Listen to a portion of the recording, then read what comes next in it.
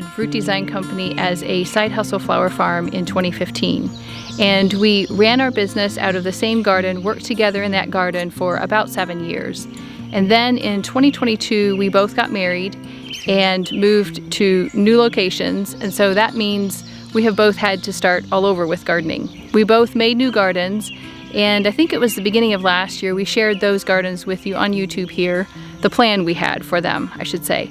And so I thought it would be kind of fun to do a little bit of a follow-up, and you can see how my garden has progressed in a year and a half. The core plan, I would say, has stayed the same. I am tweaking a few things this year, but that's kind of the nature of how I garden. I like to change things up if in real time it doesn't quite work out like I had thought it would on paper. I wanted to have different rooms, sort of like in a house. And so I have 2 rooms now. I've got the Dalia room and then a room for annuals. And what separates those rooms are rows of perennials that run the opposite direction. You'll see that as we get into the video. I do like that. I would do that again. It's not as efficient. It is kind of fun, and I like how it breaks up the garden. As you'll see in the video, I am running out of room, so I'm having to expand in a couple different directions. But I kind of expected that. I didn't have quite as big of a garden last year because I wasn't selling flowers. I planned for it, and I left room, on the back and on the side of my garden where I can expand. And just as a side note, the roses you see in this video today are not mine. They come from the Columbus Park of Roses, and that was a fun trip Morgan and I took just a couple weeks ago when they were just past the peak. It was inspiring. It was fun to see the roses growing. There's a lot of roses I've seen pictures of, maybe online or in a magazine, but it's fun to actually see them in person and see how they grow.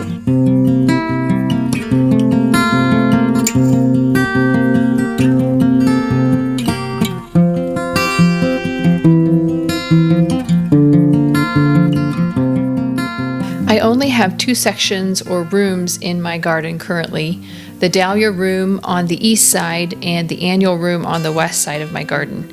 These rooms are separated by rows of perennials. I don't think the perennial beds are looking that great this year, and so I'm hoping to redesign them next year.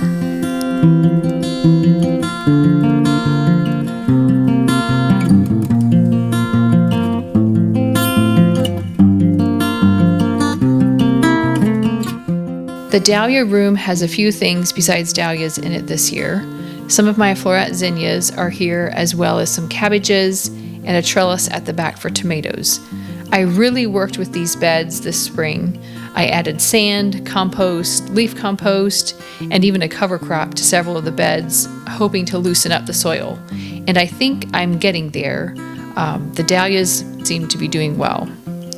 The border on the east of the Dalia room has a row of Annabelle hydrangeas that I transplanted from one of the buildings near our old garden. And I'm hoping to add a row of limelight hydrangeas behind them to give them some shade. Annabelle hydrangeas don't typically like full sun.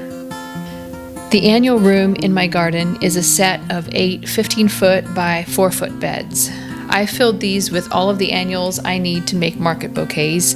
Things like zinnias, snapdragons, bells of Ireland, cosmos, celosia, basil, just all the normal summer flowers. I could have opted to have 4 30-foot rows in this space, but I wanted shorter rows so that it would feel more manageable. In hindsight, I probably just go with the 30-foot rows. I didn't plant flowers in all of these beds last year since I wasn't selling bouquets and didn't need the space. I am planning to sell bouquets this year, though, so I filled them up, and I've even run out of room. That means that I'm already expanding the garden.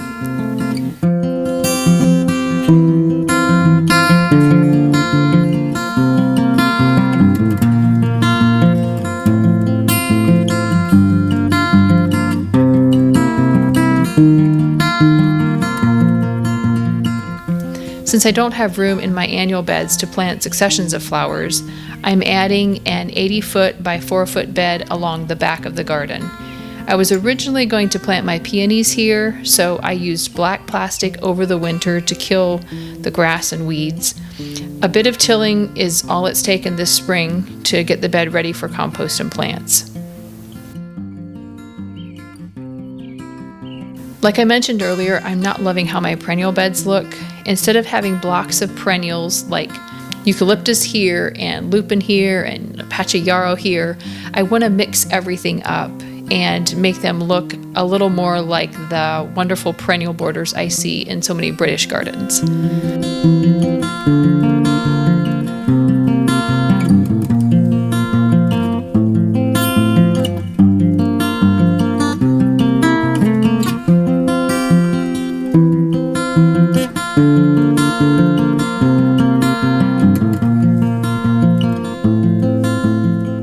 The back of the garden is where the peony beds will go. I need to start getting those beds prepped for this fall. We're planning to dig all of the peonies from our old garden, and I'll be bringing some of those over.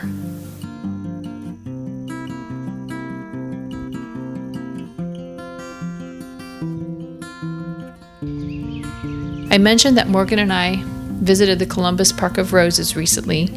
That visit inspired me to design a rose garden on this end of the garden.